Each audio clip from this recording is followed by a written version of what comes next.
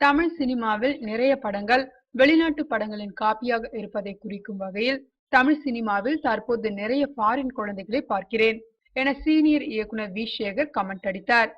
சுரேஷ் காமாட்சி தயாரித்துள்ள கங்காரு படத்தின் ட்ரெய்லர் வெளியீட்டு விழாவில் பேசிய இயக்குனர் வி சேகர், நிச்சயம் இது நல்ல படமாக தெரிகிறதா, நம்பிக்கை அளிக்கிறது என்று கூறினார். இப்போதைய படங்கள் பார்க்கும்போது டெக்னிக்கலாக வளர்ந்திருப்பது தெரிகிறதா? வெளிநாட்டில் இருந்து எவ்வளவோ டெக்னிக்கலாக பெறலாம்.